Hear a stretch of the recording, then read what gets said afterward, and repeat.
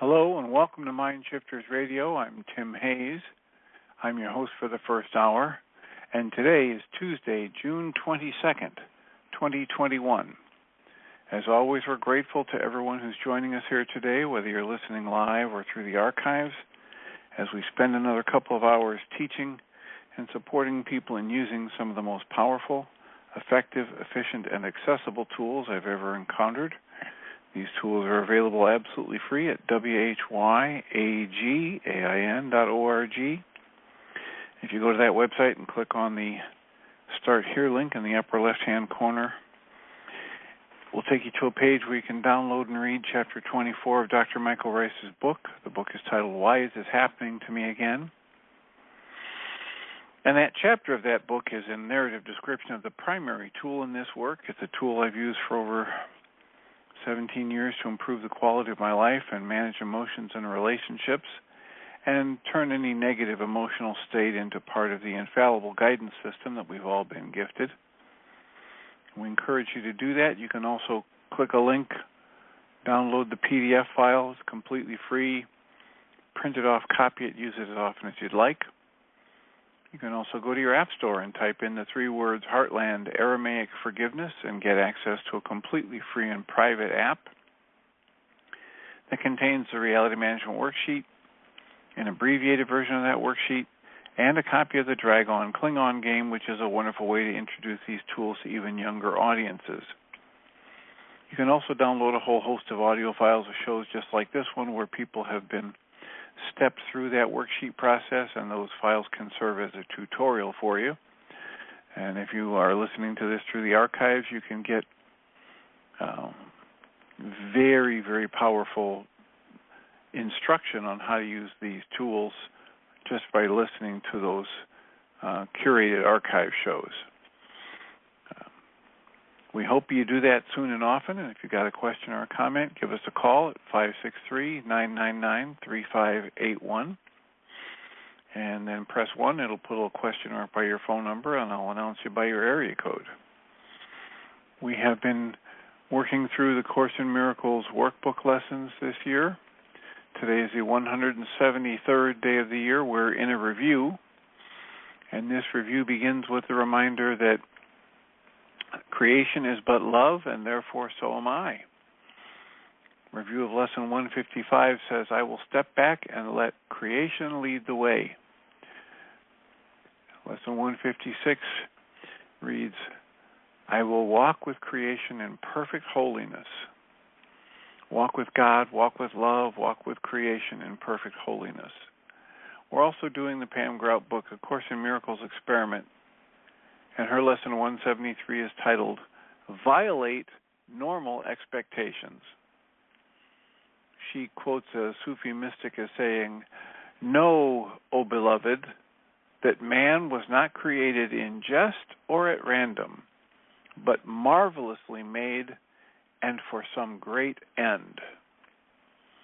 Pam writes, the dude is but love, and therefore so am I. I will step back and let the dude lead the way, and I walk with the dude in perfect holiness. She writes, we put the majority of our attention on what we can see, touch, and measure. Nothing wrong with this, except for the glaring fact that it is sorely limited and driven by a disturbed lunatic that makes up lies. I hate to break up the party, but as someone once wrote on my site, quote, the ego is not my amigo. Today, I consciously shift my attention to things that instill reverence, things that invoke awe, things like the Northern Lights or Louis Armstrong singing It's a Wonderful World, a view of the Earth from space. Ask any astronaut. That changes everything. Studies show that being in awe enables us to recognize vastness and to modify our mental in my perfect safety, in my refusal to defend against anything, in my acceptance of my perfect and total safety. That's where my safety lies. Lesson 154, I'm among you. I love it. Well, thank you for the call. Anything else we can do to support you today? No, I just wanted to call and thank you, and, hope that maybe what I would share would, benefit someone else, because I know that's always my experience when someone shares their story. So, all right. That's it. Well, blessings. Thank you for the call. I look forward to the next time we chat. Okay, blessings.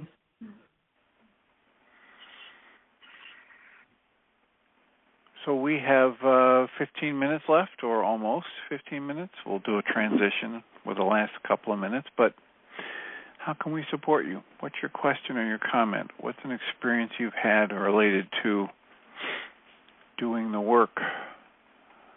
Area code 352, you're in the air. Who do we have? Hey, this is Ann in Florida. Hello, Ann. So when you were talking about earlier about the perfectionism and everything, and I know in our intensives and even the most recent one, either ready to handle it or not ready to handle it. How did our brains get developed to this level?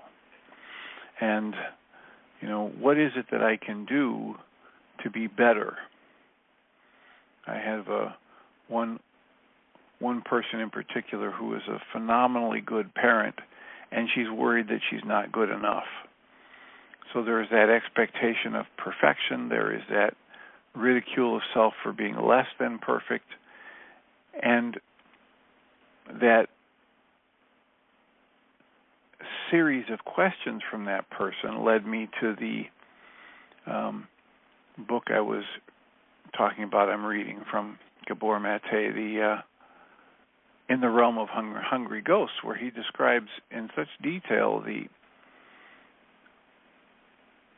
science behind brain development in the mammal, and how so much of our brain development happens after we're born.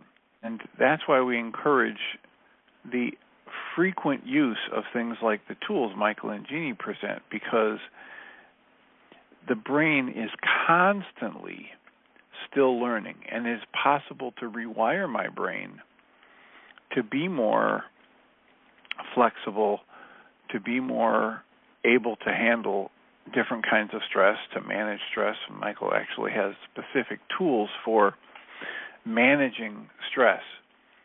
One of them is called the Mind Goal Management Worksheet, and it comes from a lecture that's titled Getting the Stress You Need. And the idea there is that every time we set a goal, we create a stress, and then our mind, our brain, shows us what we need to do in terms of actions to achieve that goal. And if the goal isn't achieved or consciously canceled, then it's still running in our unconscious mind. And it's taking up resources, and there's a part of our mind that's scanning the environment looking for ways to achieve that goal.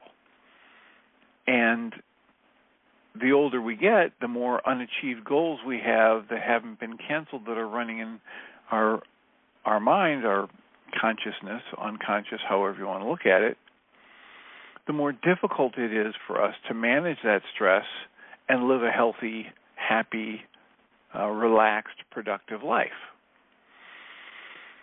So that's just another one of the many tools that are available at whyagain.org that you could explore, and there are even some radio shows where we've talked about that in more detail. But since someone has a hand up, I will turn on the microphone for... In the first step, I'm upset. The second step is this has nothing to do with them. It's all about me. The third step is, so what is the feeling? And it's a feeling of anger. And then the fourth step is, I sort of made fun of myself. I remember thinking, Exactly. boy, oh boy, are you the drama queen? Exactly. Making this a big deal about this. It started a time of self-consciousness. And it was a time when I became a victim. And I loved the session you just had with Ellen and her realization. It fits right in there. It's just, I think I made a choice to be a victim or something. I'm still working on this, and I know it's the end of the hour and we don't need to go into it, but it's been very useful to have this work to do right now when we're in a really kind of a terrifically intense situation with my son. And every day I use the worksheets to get my feet on the ground again and become an independent person who can make her own choices about how she reacts instead of just going into my usual tailspin. So. Well, I'm very glad to hear that you find that forgiveness pattern so effective. It is a real amplifier to it is to my work with the reality management worksheet, and that's why it's been refined over the years. 17 years now in the one support group, and 7 in the other, and it's been a very popular. That's why we still use it. If it wasn't getting results for people, we would either change it or let it go. But it's really, it's just a compilation of things I've heard other people and gotten from other therapy techniques over the years. Never would have done it, but they couldn't even see it because they were so. I mean, by the time I was born, I'm like the last of 4 kids. My parents' marriage was like in shambles, and it affected not just my parents, but of course, my siblings and myself. I mean, it was so painful, and everyone was so wrapped up in the pain of it, and I mean, I came along, everyone was already wrapped up in their own pain by the time, I was born. And so, that's what happened, but I made it all about myself. Like, I thought it had to do with me. And I think this is what we all do, right? We all do. I mean, if I hadn't been so wrapped up in that it was all about me, maybe I could have seen that their behavior revealed something about what was going on in them, right? But I didn't see that because I was in too much pain. So, it became so clear to me that of course I deserved their love. I deserved their love, their affection, their attention, all the things that I didn't get.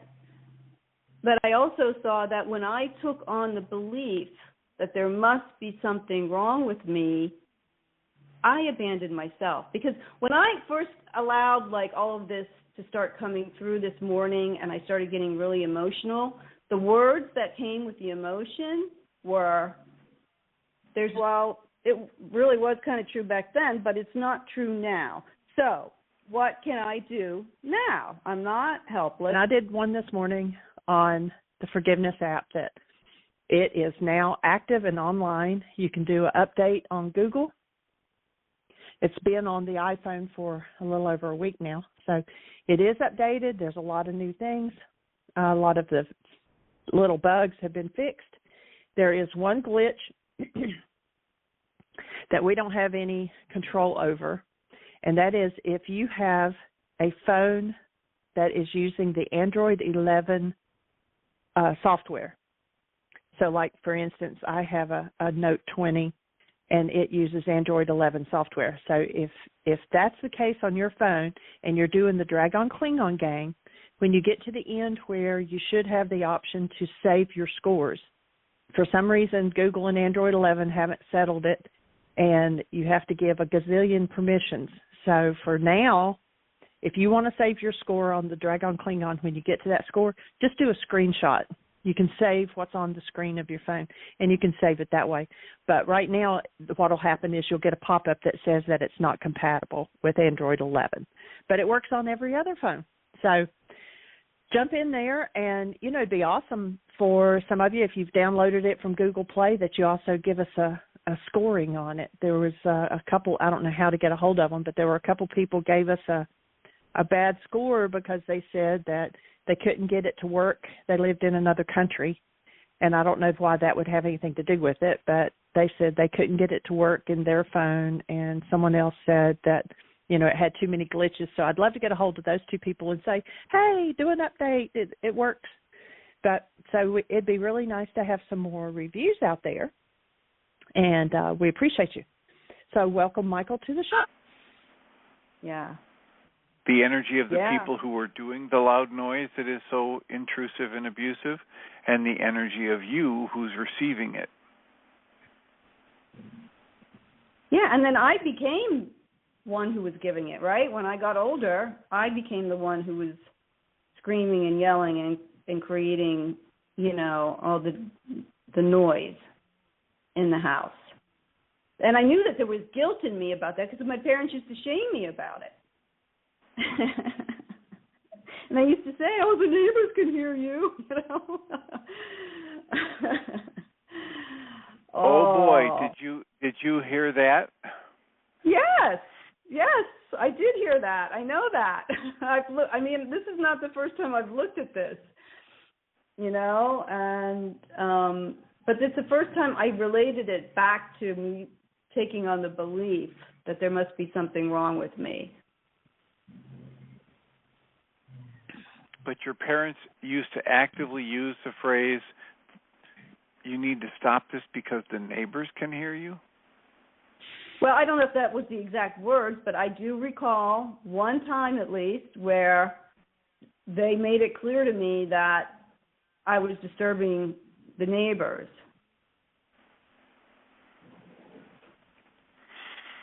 So we have in this bottom line list of observations that I give to patients in a first or second session, one of them that says, "I will never be upset about anything anybody else ever says or does or doesn't do that I think they should, unless I'm still judging myself negatively for doing the same or similar thing." Exactly, that's so it here, right there. so here you are, some part of you is believing, as most of us would, that you're upset because your neighbors are making upsetting noise to disturb their neighbors, when in truth, the part of you that's upset is the part that's still blaming yourself or holding negative judgments against yourself for doing the same or similar thing. Exactly. And yes, it may have been when you were, a toddler or a preteen, and you may not have done anything like that for decades, but if you downloaded this horrible belief about yourself and this traumatic energy when you were trying to kick and scream and get some attention for your legitimate needs, and your parents dumped on you this shame thought that you're disturbing the neighbors, that you download, and it's this right in line with this other belief you were talking about, there's something wrong with me. And now that something's wrong with me, that they aren't coming to help me or to soothe me, now that's connected to this shame belief, I'm disturbing the neighbors. And that's the actual dynamic causing your upset in your recent adult experiences. Yeah. And one of the reasons why it was very, I recognize how important it is for me to reach out for help when I need it, because, I couldn't do that when I was that age because I had to rely on my parents to help me. Or if they couldn't, which they clearly couldn't, I needed to rely on them to get me outside help, and they didn't. And I never got myself help. I could have gotten myself help as soon as I left the house, but I never got myself into therapy until I was 51 years old. And my life turned into a nightmare, and that's when I really started uncovering all this stuff. That was 10 years ago. And so every time, I reach out for help, it's a very hard thing for me to do. But, it's very important. And so, and I wanted just to thank you because I obviously our greatest source of help is inner help, but we can also get help from people, everyone around us. And, we need to be willing to ask for the help. Well, congratulations and we in need that it, department. Yeah, well, congratulations for the progress you're making in that department, because it is the way through. Right? The only way out is through. I have to face, and it's one of the things I really like about the Diedrich Wolsak 6 steps, he starts with, the first thing is I have to admit I got problems. I have to admit I'm upset, and it isn't a little thing. Like the Course in Miracles reminds us in several lessons that my greatest or my slightest irritation is connected to my deepest rage. Mm-hmm. So as Diedrich points out, it doesn't help me any to minimize an upset. It helps me to accept the upset and then take the next step, which is to identify this is about me. If I'm the one who's feeling upset, it's my problem. And this is the opposite of what the culture teaches. It's right in line with Dr. Michael Rice's work. And when I accept those 2 first steps, I open a door to a tremendously powerful new experience. I can't get it any other way when I'm blaming people and things outside of me. It's completely unacceptable when I'm in the blame game. Well, yeah, and I believe that this goes back further than my childhood. I mean, I told you before, I was shown myself committing suicide. So, and I think that was really a gift, because it showed me that prior to this lifetime, how I had abandoned myself. And what could I experience but that, if that's what I came in with? Totally unconsciously, totally unconsciously. But the first thing that happens is, I'm crying as an infant. My mother's not coming. I'm feeling abandoned. Now, in her mind, she was doing the right thing. She was trying not to spoil me. In my mind, she was abandoning me. I mean, she just wasn't there. And but it shows me that I came in with this. I mean, this was not just random happening, I really believe that, and I know, a lot of people may not, but for me, that seems to be true, and it explains a lot of things, a lot of fears and other things that I have that I would have no reason to fear because I've had no experiences around those things. So, and I believe that Michael talks about this too, that it's like it's written in our DNA, that junk portion of our DNA that scientists, don't think there's anything really there. I think it's all the records. It's all the records from past experiences, whether our own or our ancestors, and we carry them into our life. And it's, the preconditioning, the pre-programming. And how can we experience anything other than what that tells us unless we remember who we really are? And, of course, we forget that, too, when we come in. So it's all about remembering. Yep, that's why it's so much a part of the work that Michael starts his worksheet out with it and ends with it, and Diedrich Wolsak ends his worksheet with it. It's the recognition that our value is internal and unchanging, that we are this blessing of the creative energy expressing in form. Some people call it love. We are the essence of life, and that doesn't change. Our successes and failures in any area do not increase or decrease our value as people. And to be able to tap into that and then recognize our true nature more consciously in the moment, it just opens up, infinite capacity for growth and change, and that's the core of the work. Yeah. And when I was looking at these issues this morning, and I was applying all the tools, and when I was applying the Byron Katie's work, I was seeing how, because I felt so abandoned by my mother. And then I saw, wow, I really abandoned myself. And I felt so abused by other family members. And I was like, every time I allowed how other people treated me to devalue my own nature, you know, like I believe that your own sense of value. Right. I allowed that to, you know what I mean? Like I allowed that to impact me, and I devalued myself. Like I thought everyone was devaluing me, but I was really devaluing myself. And I'd actually like to, I read something, I mentioned yesterday that I was just going to start another book by her, and I read something this morning that if we have time and no one has their hand up, I will just read it. It's just one paragraph. Because it kind of speaks to this. Okay, so someone asked her, because she said somewhere that she would bow in reverence to even a grain of sand, that everything is holy.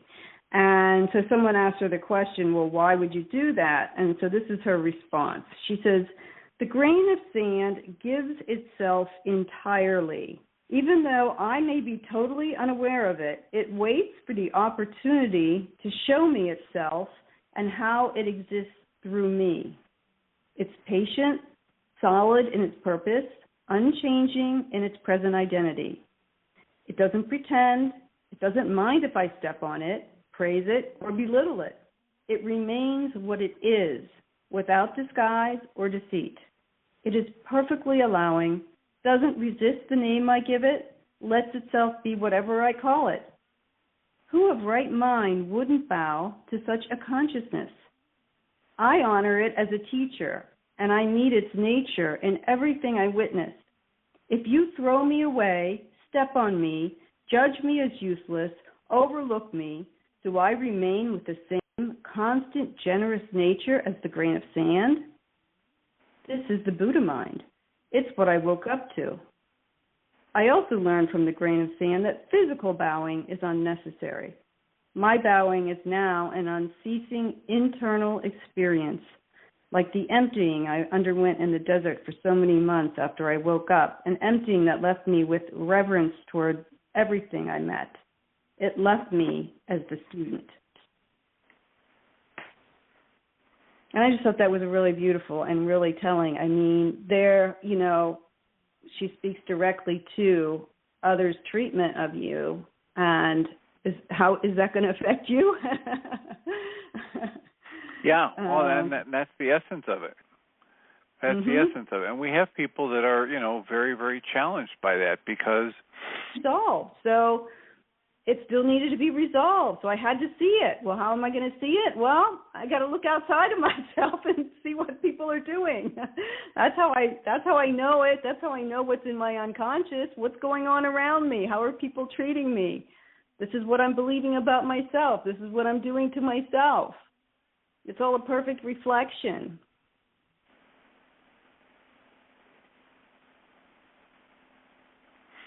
Well, that is a wonderful insight for you. And then if I finally got it later that night, and it was that I had taken on all those beliefs about myself. And I had such a powerful shift when that happened. But clearly, you know, that's just, again, one more step along the road. There's still, you know, a lot to be done. But that's the first time, I heard someone say what, you know, I had uncovered myself, that having taken on those beliefs needed to be forgiven. You a copy of what I have right now, and as you go through it, if you're listening to the January 27th of 1992 or whatever, and you go, oh wow, that's a perfect example. Oh, there's a call that perfectly exemplifies that principle. Then if you'd make a note, on January 7th, 1992, at minute number 13. Such and such a person called into the show and gave a perfect example of this issue that you're writing about in the book. You tell us where that is, how long it is. Then what we'll do is we'll get that edited out of there. Life, learning to be the consummate victim. Yeah. And it led him to such misery that he was trying to figure out how to take his life. So that's one of the motivators for him to shift into a position of 100% responsibility for everything in his life. Not just everything he experiences, but everything in his life. Mm. The way I approach it, the most useful for me at this stage is that, while I don't need to take responsibility for bringing a tornado through town that wipes out my house or my neighbor's house, I absolutely need to take responsibility for my thoughts and emotions around that, because I'm the one that's literally creating them. Mhm. Yeah, well, we're taught into victimhood. I mean, I remember, like I said, everyone was so mean to me in my family until I broke my wrist. I was 9 years old, and I came home from the hospital. I'd stay in the hospital for like 3 days. It was a really bad break. And when I came home from the hospital, everyone was so nice to me. And the only time my mother ever really spent time with me was when I was sick. And I remember praying to God to get sick so my mother would spend some time with me. It's like crazy, right? Like that, to me, the only time I got treated right is when there was something wrong with me. I mean, that's what it turned into. So, like, I had to be a victim to get other people's sympathy and love and understanding. And, oh, my goodness, instead of just giving it to myself. Yeah, it's quite the web. Yeah. So, again, the web I of just false wanted to... beliefs. What's that? Well, I said it's the web of false beliefs. Yeah. And so, well, I thank you for sharing and letting us know how it turned out. I'm very grateful that you felt compelled to share it with us, and I think it's excellent work, so congratulations. Thank you. There is one other thing I just want to share, because I just found it so interesting. Like, after all this came through this morning, I was convinced it was the weekend, and I had the thought, I'll have to share with Dr. Tim how what he told me helped me next week.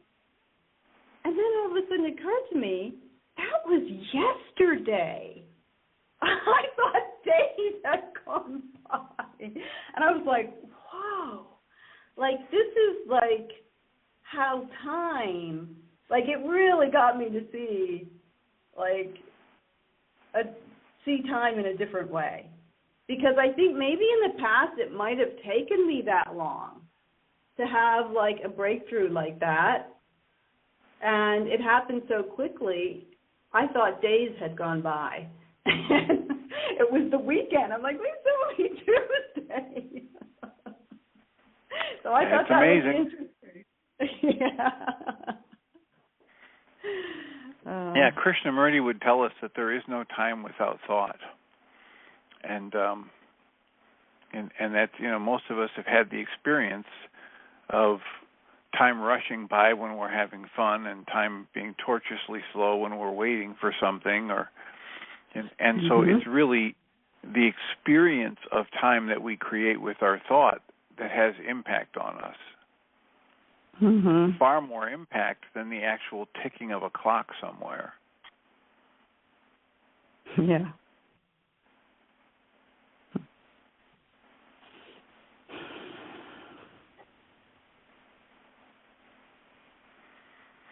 So congratulations, and welcome to the Not Yet weekend. Yeah, I know. I gained all this time. Because when I look at my calendar, it says we're only on Tuesday. So. Yeah. Someone said, I was having a conversation with someone over the weekend, and he said, he was talking about time, and he said something about, we always seem to lose time. We can never gain time. And I said, oh, that's not true. And I told him about this experience I had when I was in Peru, and I was at this healing sanctuary, and I came back from there so relaxed and so in the flow. And I had missed 2 weeks of work because I was there for 11 days, and I came back, and no one could, do my work. I was the only one that knew how to do my work. So it was just sitting there waiting for me when I got back. And so I looked at, I was like, okay, I got 2 weeks of work to do. And okay, I'll just, it'll get done when it gets done. And there was no stress whatsoever around getting it done. And let me tell you, by the end of that first day back, it was all done. And I was like, wow, I never could have done that before. It's because I was so relaxed and so unstressed about getting it done. It was going to get done when it got done. And it was like, it was almost like it just stopped time. And I was able to do it all that quickly. But I wasn't rushing at all. I was taking my time. That was the thing. It was like, I felt like slowing down gained me time. Yep, it is a powerful phenomenon, and many of us have had experiences like that. When I get into a panic, I feel pressured, it seems like time elapses and I'm not getting anything done. When I slow down, because I went through it the second time on the Zoom, that so many have that perfectionism in their background, and I hear it a lot for those who had parents, like in my mom's era as well, because she was 99 when she passed, and that was in 2015. So I hear it a lot. So was it, I guess I'm asking, what was your thinking of how so much of that happened? Because I know it was during the war. She grew up during the war thing. She had to go to work to help, with money coming in, because she had started to college and then had to drop out because she was the oldest of the three. I don't know, but there was perfectionism. I remember her stories about, hey, you put everything in the oven when Aunt so-and-so comes, because she'll have her white gloves on and she'll be checking, the dust or something. So do you have any insight into, like, that? Well, what my experience has been that we develop those what you're calling perfectionistic, attitudes for various reasons, depending upon our upbringing. Some of us develop those perfectionistic patterns because we got literally physically beaten if we did something wrong. Some of us experienced a shaming pattern. It's probably not that the woman with the white gloves would beat us up if she found dust on things, but she would probably shame us, or we would feel ashamed. So it can be various things for different people. Part of the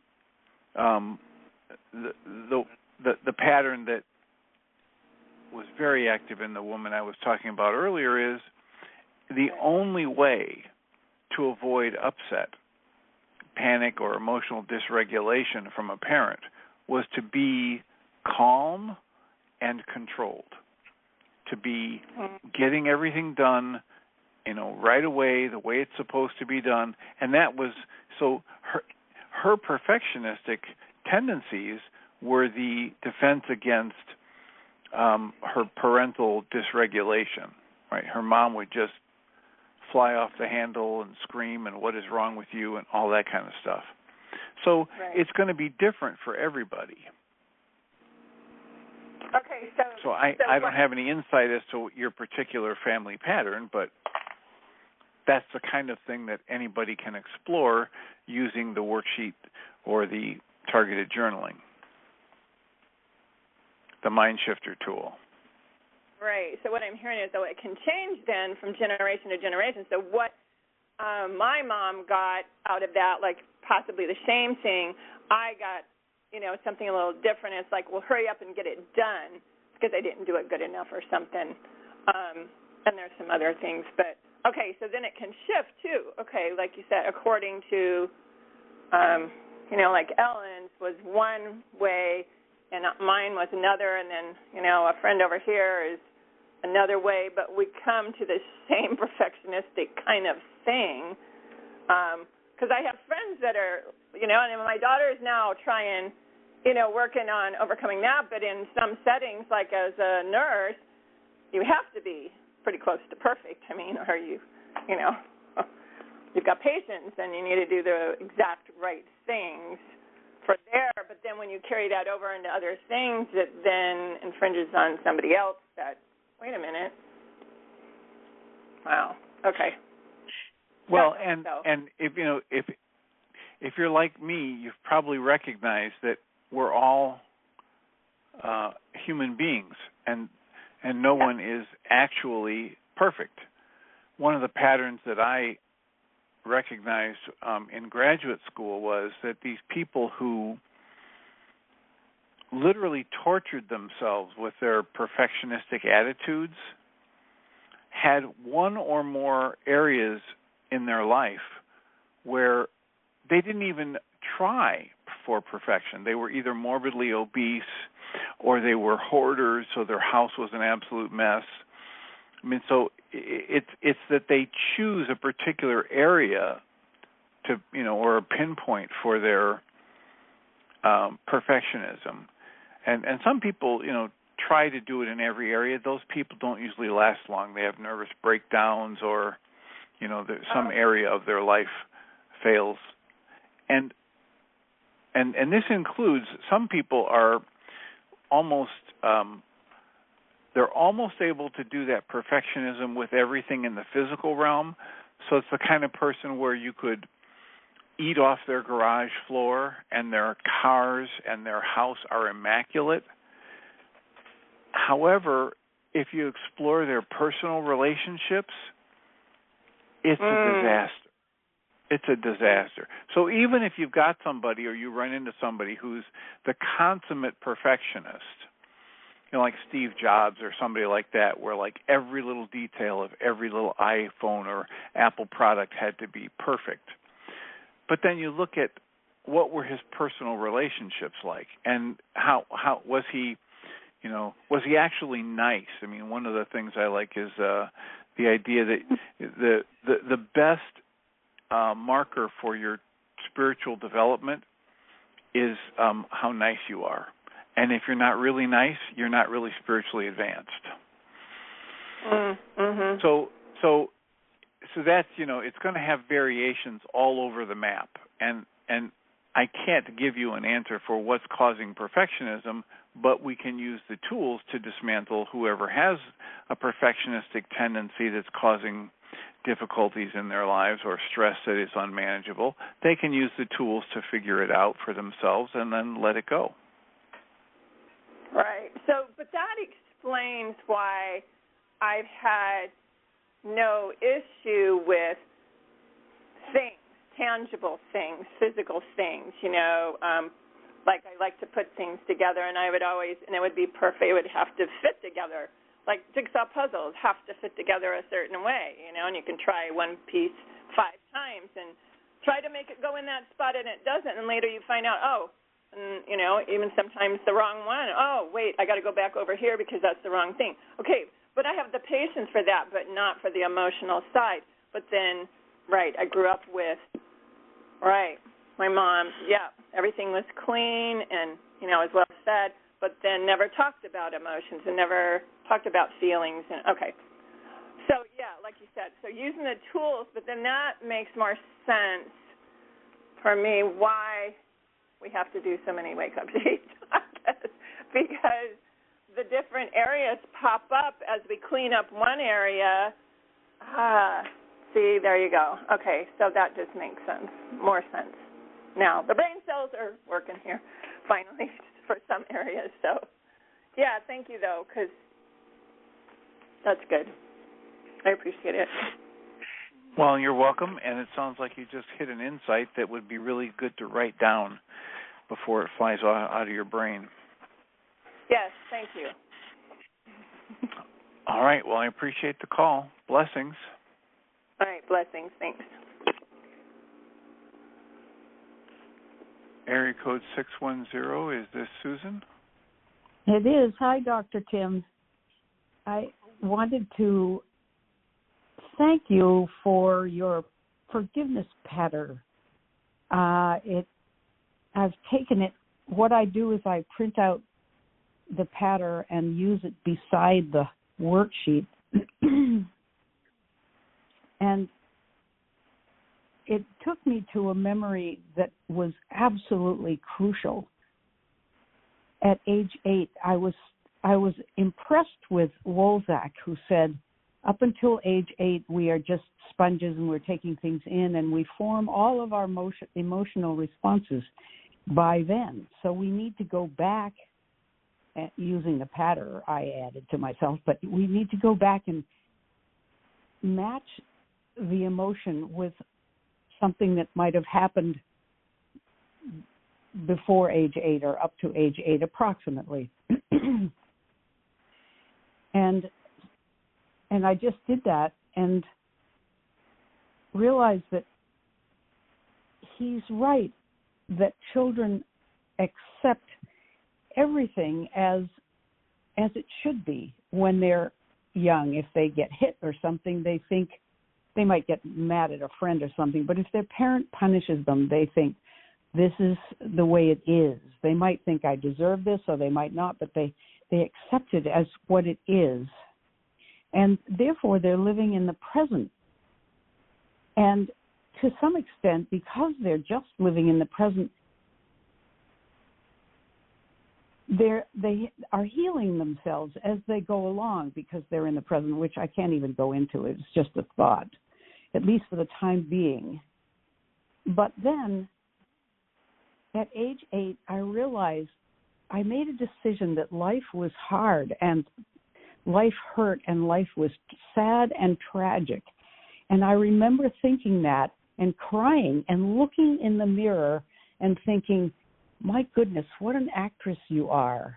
I was already splitting myself apart in some way. And I can't explain that, and there's much more about this than I understand right now. But I chose at that point. Years, and it really just, if you can spare an extra minute or 2 or 3 in each worksheet and do that pattern and put yourself in that open space, you might be surprised what gets revealed to you. Mm-hmm. So I appreciate the call. I thank you. We're out of time, so I will mute you so we can make the transition. Blessings. And I'll remind us all that we come from love. We're made of the stuff we call love. We actually are love, and everything else is false. Welcome, Jeannie Rice. Thank you, Dr. Tim. And is that on your website, or where can we get that? Oh, that forgiveness pattern? Uh-huh. Yeah, that's on that's in the mindshiftersacademy.org website on the educational materials page. Okay. Good. All right. Blessings. Have a great show. Thank you.